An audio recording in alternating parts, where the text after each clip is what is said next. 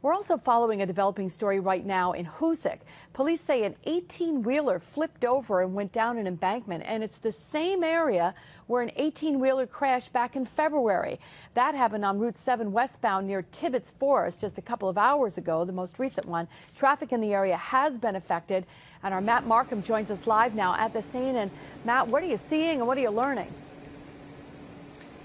Liz, as you can see behind me, the tractor trailer that was the problematic tractor trailer has just been upped off of its side. I would say it probably happened within the last 10 minutes. So they're trying to reopen this road as soon as they can. In the meantime, traffic is still being diverted around it onto routes 22 and 278. The tractor rolled over at about 9 o'clock this morning. It was supposedly coming from the west, from what we've been told here on the scene. The driver of that truck was taken to the hospital, Southwestern Vermont, in Bennington. There were two other cars involved with this as well. They were heading in the other direction, going from the east. Apparently, from what we understand, one car had two passengers. Both of them had to be taken to the hospital, one by air to Albany Medical Center, the other by ambulance to Albany Medical Center.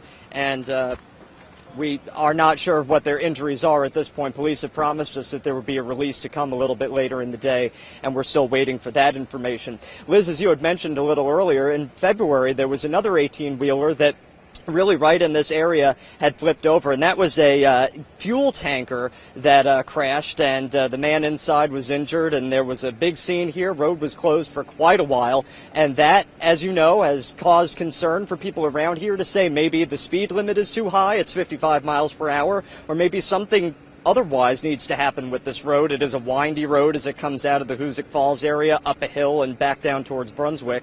So we will be looking into that, of course, today with a lot of other people who wonder how many more accidents need to happen here for something maybe to change.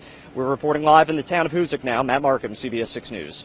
All right, we'll look forward to Matt's report later tonight, and we will now take a moment to look outside, and hopefully you're just looking at it because it's oppressive out there. This is a live look from downtown Albany. The story today isn't the rain, it is the heat. And meteorologist Nick Johnston is here now with First Weather. And Nick, it's just unpleasant. Ooh, yeah, Liz, we are back to those scorching temperatures and very high humidity. Looks like a beautiful day outside, and it is a nice day if you happen to be at the beach or the pool.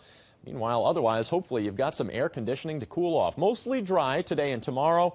It will be a stormy end to the week, though. Our storm chances increase as we head into the later part of this work week, but today and tomorrow look to be mostly dry. Just hot, another summer scorcher in what is already shaped up to be a very hot first half of the summer. And we continue that this week. Temperatures in the low 90s. I think we'll likely have another official heat wave with 3 days in a row of 90-degree heat, and our dew points once again upper 60s to near 70. So it's not just the heat, but once again the humidity. I'll tell you how long this next stretch of hot weather looks to last and exactly what our storm chances look like. Liz, that's all coming up in just a few minutes. All right, Nick, thanks for that.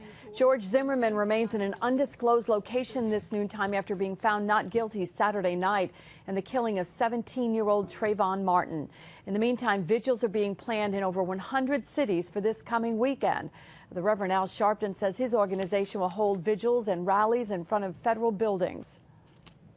Things like this get people motivated to be a part of the actions of change, to be agents of change, to change the atmosphere. I can't change the law, but I can damn sure change the atmosphere. What you're watching here is a protest that happened earlier this morning. People gathered on the Capitol steps for 4 minutes of silence, the time it took for Trayvon Martin to die after being shot. The community response to Saturday's verdict was followed by a song about freedom. Attendees say it was a silent stand for justice and for change. Things like this get people motivated to be a part of the actions of change, to be agents of change, to change the atmosphere. I can't change the law, but I can damn sure change the atmosphere. Community members say they will continue to host events this week and find ways to address racial profiling and unequal enforcement of the law in the Capital District. And you can stay on top of this story as it develops. Join us on our website, CBS6Albany.com, or on our Facebook page. A 2-alarm